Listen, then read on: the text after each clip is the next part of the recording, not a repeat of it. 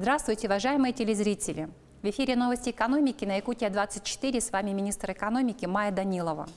Глава Якутии Айсен Николаев в начале этой недели посетил с рабочим визитом город Нерингри. Нерингринский район является форпостом угольной промышленности республики и всего Дальнего Востока. Вклад экономики района в РП Якутии составляет 7,5%. Это 4-е место после Мирнинского района города Якутска и Ленского района.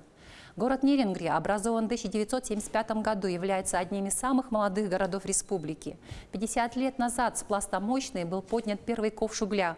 В то время население местности насчитывало не более 1000 человек. Максимальная численность населения города была отмечена в 1996 году, достигала 76 700 человек. Сегодня город Нерингри сохраняет статус второго по величине города Якутии с численностью 57 тысяч жителей. Уголь, добываемый в Южной Якутии, по качеству не имеет аналогов в России и пользуется устойчивым экспортным спросом. В прошлом году был поставлен исторический рекорд по добыче угля – 17,5 миллионов тонн. Рост во многом связан с запуском обогатительной фабрики «Денисовская» мощностью 6 миллионов тонн угля. Компанией «Колмар» на строительство транспортно-энергетической инфраструктуры было выделено более 3 миллиардов 200 миллионов рублей из федерального бюджета. Планируется направить дополнительно 6 миллиардов 700 миллионов рублей.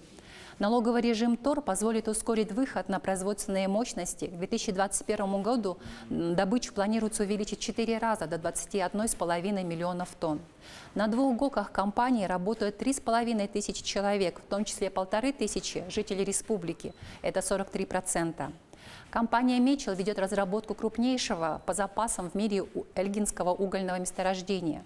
В 2018 году добыча превысила 10 миллионов 700 тысяч тонн угля. Перспективы связаны с расширением пропускной способности железнодорожной ветки Улак-Эльга, строительством новых обогатительных фабрик, что позволит увеличить добычу до 19 миллионов тонн. Расширение производственной деятельности требует создания на территории эльгинского месторождения постоянного населенного пункта не менее чем на 3000 человек. В проектах «Мечел», включая Иркут-Уголь, задействовано 4900 человек, в том числе 3800 жителей республики. Это 78%. Распространяемая в соцсетях информация об отказах на приеме на работу жителей республики не соответствует действительности. С компаниями в 2017 году были заключены соглашения о взаимном сотрудничестве по проекту «Местные кадры в промышленность». Создаются условия для повышения качества жизни жителей Нерингринского района. Объекты города Нерингри включены в план социального развития центров экономического роста. В 2018 году модернизирована материально-техническая база Южно-Якутского технологического колледжа. Будут реконструированы сооружения Нерингринского водоканала, на финансирование которых предусмотрено 608 миллионов рублей. Начнется капитальный ремонт детской поликлиники. Принято решение начать проектирование ремонта и оснащение других объектов Нерингринской районной больницы.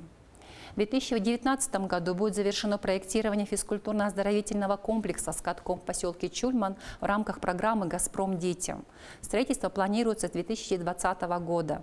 В этом году начнется завоз материалов для долгожданного строительства здания аэровокзала в поселке Чульман, а также реконструкция летного поля аэродрома. Немаловажным итогом уходящей недели стало принятие инвестиционной программы Республики Саха-Якутия на ближайшие 3 года. С 2018 года увеличены объемы инвестиционной программы за счет привлечения дополнительных федеральных ресурсов, которые на текущий год составили 4 миллиарда 900 миллионов рублей, что на 35% больше, чем в 2018 году. В целом, за последние 5 лет введен в эксплуатацию 301 объект социальной инфраструктуры, в том числе 51 школа, 113 детских садов, 28 объектов здравоохранения и многие другие объекты. В 2019 году планируется ввести в эксплуатацию 63 социальных объекта, в том числе 10 школ, 23 детских сада и другие. Это был специальный выпуск о Дню самоуправления телеканала «Якутия-24». С вами была Майя Данилова. Видим цель, верим в себя, создаем будущее.